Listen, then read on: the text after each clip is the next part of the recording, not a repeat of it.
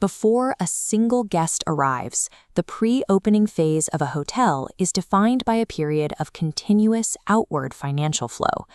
This capital is directed towards specific high-value requirements. This includes specialized equipment, classified as CapEx, and large orders for operating supplies and equipment, or OS&E. Securing these items from vendors often requires issuing advance deposits and prepayments to trigger manufacturing and shipping. An advance deposit represents cash that has left the building, but for which no tangible asset or service has yet been received. In normal operations, cash out typically results in immediate value in. Pre-opening shifts this timing, separating the payment from the delivery. This creates significant financial exposure, as the ownership group is often flirting large sums of cash before the property is even operational.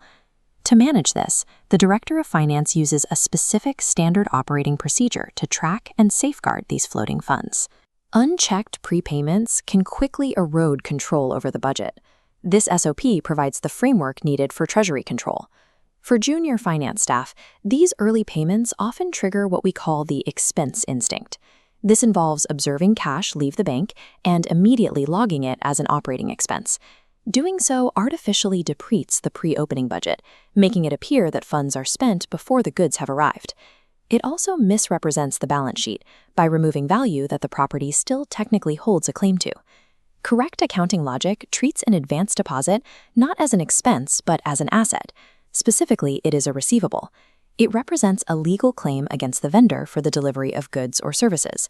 This claim retains its full value on the books until the physical goods actually reach the hotel.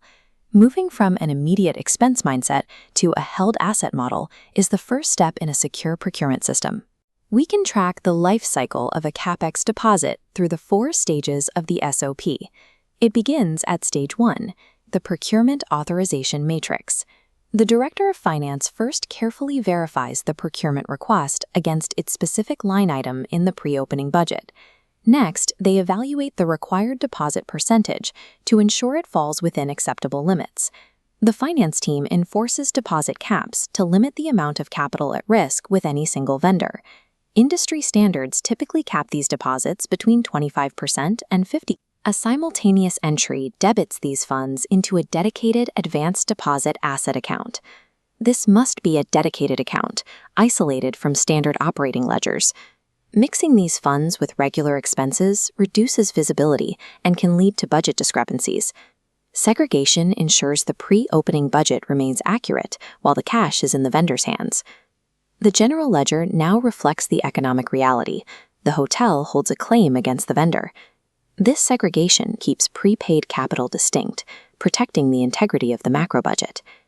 Stage 3 addresses the fact that the general ledger alone is insufficient for operational tracking. While the ledger tracks the money, it does not track the physical delivery timeline. To bridge this gap, the finance team maintains a detailed external deposit log. This log captures static data for each entry, the PO number, the vendor name, and the deposit amount. It also tracks operational triggers, such as the expected delivery date and the remaining balance due. This log serves as a shared reference point for both the finance and procurement teams. It allows the Director of Finance to actively monitor delivery timelines and consistently follow up on overdue items. While the general ledger handles accounting compliance, the deposit log drives vendor accountability. The 4th and final stage is the protocol for releasing the funds from the asset account. No deposit is released until the 3-way match is completed. This match provides verified proof that the physical goods or services have arrived. This confirmation shows the vendor fulfilled their obligation, triggering the final accounting entry. The deposit is credited out of the advanced deposit asset account, reducing it to 0. Simultaneously, the appropriate POB expense or CapEx ledger is debited. This final debit represents the full value of the order, combining the initial deposit with the final payment. This critical process serves as the final check that safely transforms early financial risk into a tangible hotel asset. These 4 stages create a unified architecture for managing prepaid capital.